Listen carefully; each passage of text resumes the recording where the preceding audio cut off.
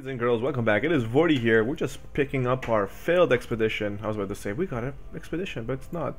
We got a failed expedition, which was like 78% or something, I think. I can't remember. Should have looked at it. Who knows? We'll go here. Let's see what this is. What is this about? What is this about? What is this? Magic level 7? We can do that. Yep. Nope. We will not do that A. We will do not that D. We'll do this one. Axes. Sure can. Looks good. Hopefully it's 100%. 100%? Yeah. Axes and lumberjack. That's hilarious. Required axes and the item you require is lumber. That's hilarious.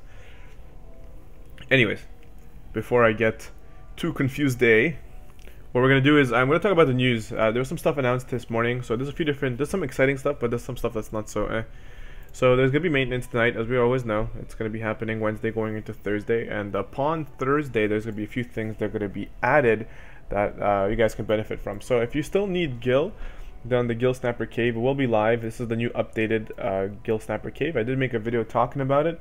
The Gil Snapper Cave's upgrade is a lot better than the Cactor upgrade, whereas from my experience of the like 3 or 4 times I did it just to test it out, I was getting mostly the highest tier turtles, which was great. Whereas in the Cactus thing, I was getting like a mixture of like the old tier and then some of the new tier ones as well, which is a little bit disappointing because the cost of the energy.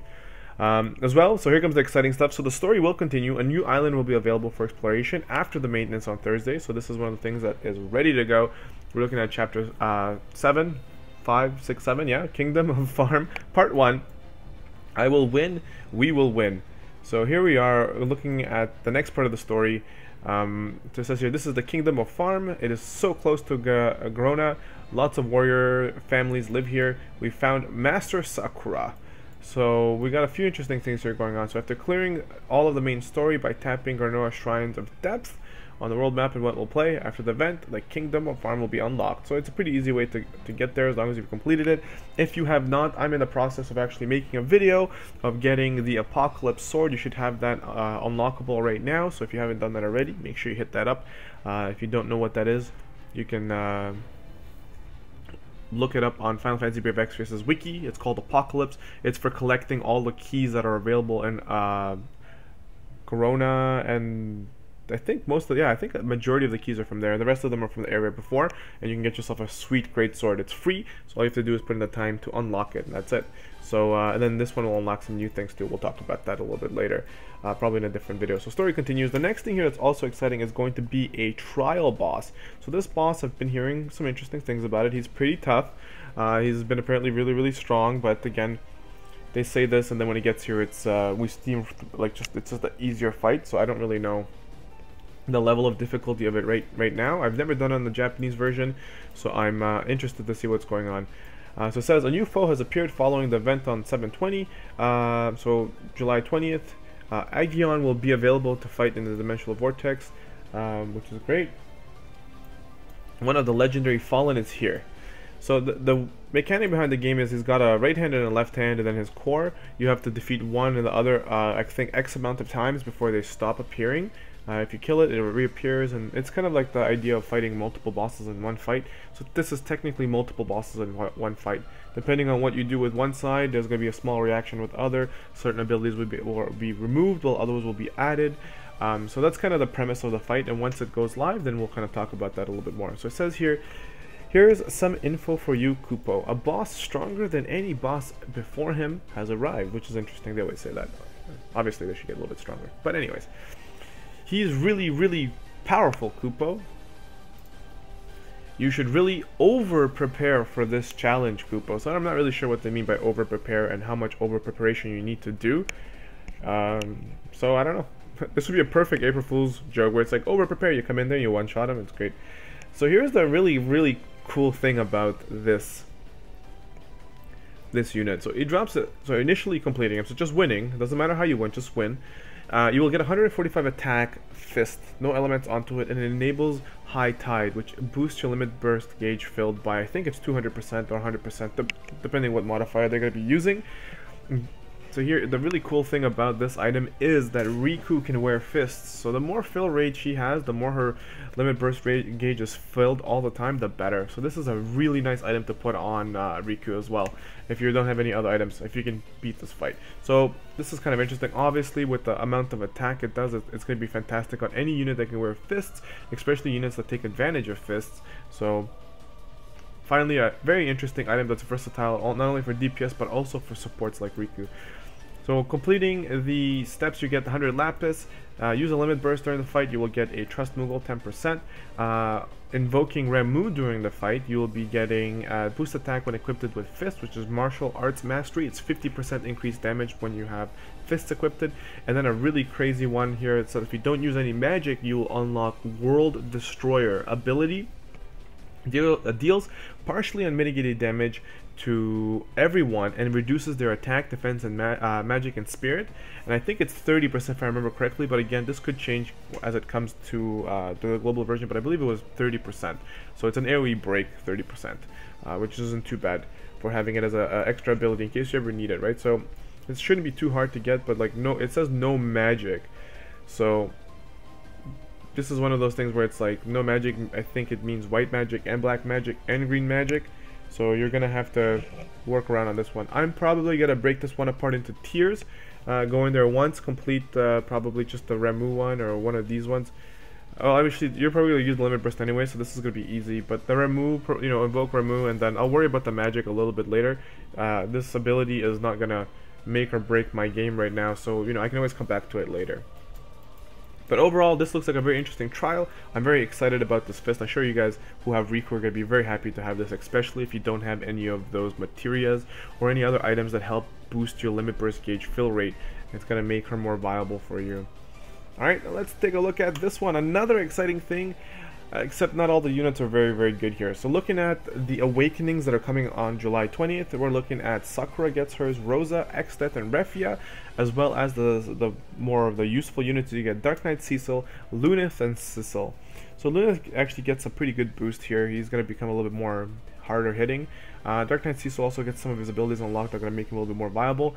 Cecil as well is going to get some interesting things. I don't think they're going to be super solid here, but we'll look at those in a second as well.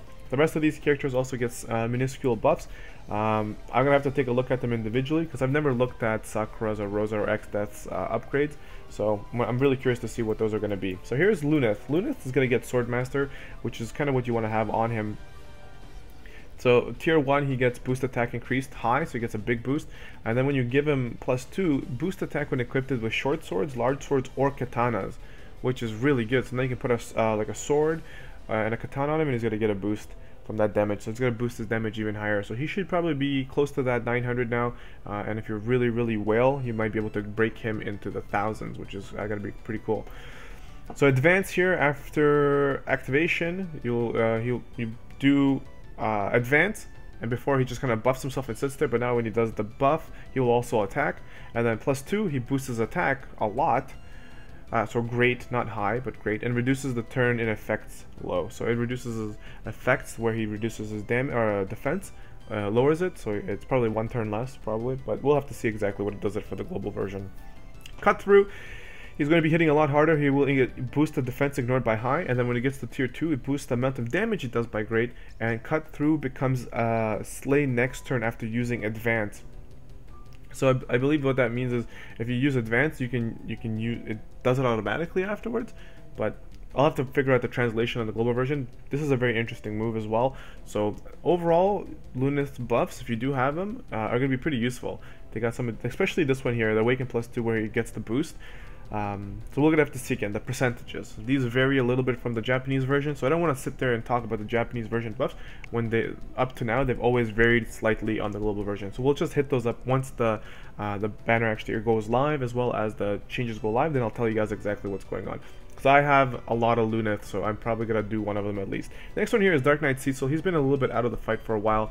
The buffs he gets here are not 100% sure if they're going to be putting him into the light again, so he does good stuff. So it says For Shikuku, he gets boost attack increased mid, boost dark resistance increased high. He will recover hit points every turn during battle, which is pretty good considering his other abilities make him do damage to himself. So a dark cannon here, reduce dark resistance, boost damage, and then 2 is boost damage amount great, which is pretty good. And then Soul Leader, which is his kind of like the core ability that Dark Knights work around. So reduces dark resistance boost by and boost hit point consumed mid, boost damage amount great. So he will, how much hit points he loses is less, I guess, and then the damage he will do when it's +2 is a lot greater. This soul move here is a little bit more complicated. You do damage to yourself, but also you do a lot more damage to everyone else, so you have to be careful how much damage you really dish out so you don't kill yourself. Okay, so we got Cecil here. Cecil used to be the best tank in the game. He still is a good tank. With these buffs, it makes him a little bit more competitive with Warrior of Light. However, Warrior of Light still becomes just a monster. Either way though, if you do have Cecil and don't have Warrior of Light or Wilhelm, then some of these buffs are going to be really nice for him. Focus, I don't really care about this one. It reduces the MP cost. I don't really care about it. Holy Light, it boosts Spirit, which is really good for a tank. And then recovers hit points every turn during battle, which is actually really nice.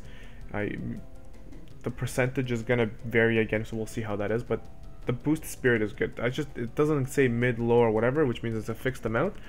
So it's probably not going to be something super huge, but again, any Spirit is very helpful Spirit. The one here that's really good is going to be Saintly Wall. So at tier 1 he gets boost chance of protecting others while guarding, which is low. Boost damage mitigation while protecting others is also low, so he gets a smaller increase than what he already has. Then when it goes to tier 2, boost chance of protecting others while guarding, low again. Boost damage mitigation when protecting others, low. And he will also now be like a 5-star base unit while he will be recovering MP every turn during battle. So this Saintly Wall is definitely worth getting.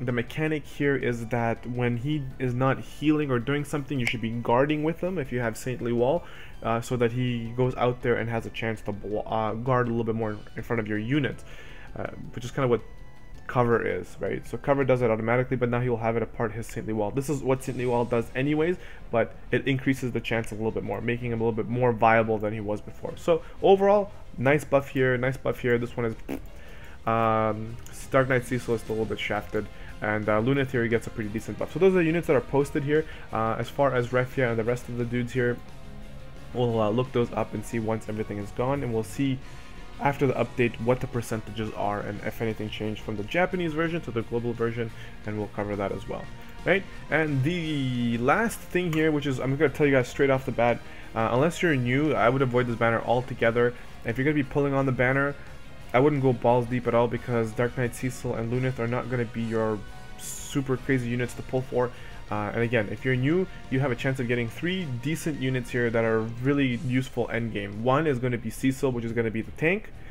Next one is going to be Exdeath, who is a mage, which if you don't have any better mages, he's going to be perfect for you in the meantime. And then Refia as a healer. If you get these 3 from this banner just by pulling, I would stop there. The rest of the 3 are not going to be worth your time, and I wouldn't bother. Just a quick overview here. Lunith is going to be your big damage dealer. Solid single target attacker. With his buffs too, he's going to become a little bit more prone to being a single target finisher. He still is one of the best finishers before his buffs, him and Gilgamesh, so this is going to make Lunith stand out a little bit more as well. Amazing TM, has great abilities. He has dual wield naturally in his kit, which is great. Dark Knight Cecil, also targeted as a damage dealer, does a lot of damage. Amazing TM, however his damage is dealt based on he does damage to himself, then he will do damage to everyone else. With his buffs, he will do even more damage to others and will do even more damage to himself, so be careful. He also has a global exclusive ability here, which is King's Wrath, which is going to help him a little bit more, but boost attack and magic when hit point drops below a certain amount. Again, it's just all about that thing. You're going to be doing damage to yourself anyway, so this is a nice little buff that they're putting on him. Deathbringer, like I said, is an amazing TM. If you do get him, you should still be happy, but I wouldn't pull balls deep for him unless you really, really want that sword. Refia here is going to be your top tier healer with Tillith going on right now. Refia is still the best healer following Tillith if you didn't get her. For example, I don't have Tillith, so I'm going to be using Refia. The top 3 healers right now are going to be Tillith number 1, with Refia right behind her with the buffs that she's getting, as well as Luca right behind or aside Refia there. All 3 of those healers are really good. If you have them, then fantastic. If you don't, you can pull for Refia and you'll be pretty happy. Mentality as a TM is amazing TM for not only healers but also for tanks. boosting that 30% spirit is just fantastic. Your healer here will be able to do buffs and full life res.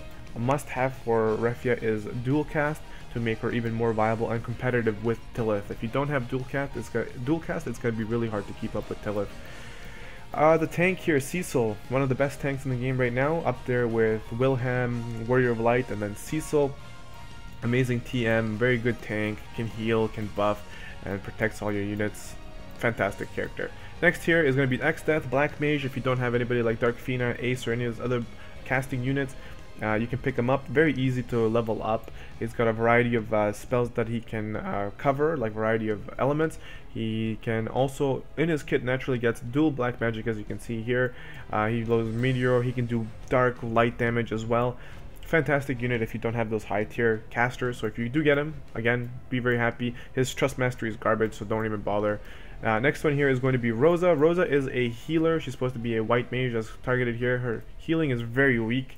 She does learn Kiraja, but as far as everything else, she's not going to be very strong. Even when she gets her 6-star later on, it's just kind of lackluster. Her TM is okay, but more so for herself than anybody else. It's meh. I don't really care. It's a two-handed weapon. You have to use it with two hands. Can't even do anything with it. The only thing that's really good about her is the fact that she gets the Spellga, which removes all status effects from all enemies. It's actually nice. If you do get her, I would level her up to max just to have her for that Dispelga, especially if you don't have Bushido Freedom from Gilgamesh Trial.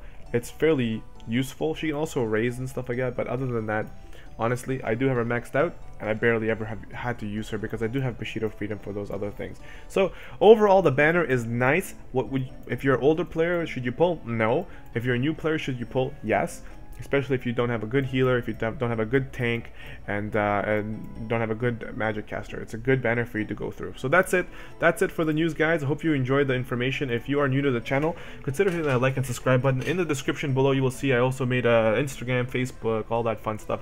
Follow me there. You can support me with all the information below. If you do enjoy the content, you can help me by supporting the channel, by following me on all those other tools. And I try and post different things in different areas, but it all ends up circling back to Facebook as well, because it does like a triple post back. So it's just, if you have just Facebook, then you'll be just as happy getting all the information. Alright guys, thank you so much for sticking around. Let me know what you guys think about the banner overall, as well as the abilities being awakened. Is there a particular character here you're looking forward to awakening, and let me know why. I'm pretty curious. Alright guys, I will see you in the next video. This is Vortie, and I'm out of here. Peace.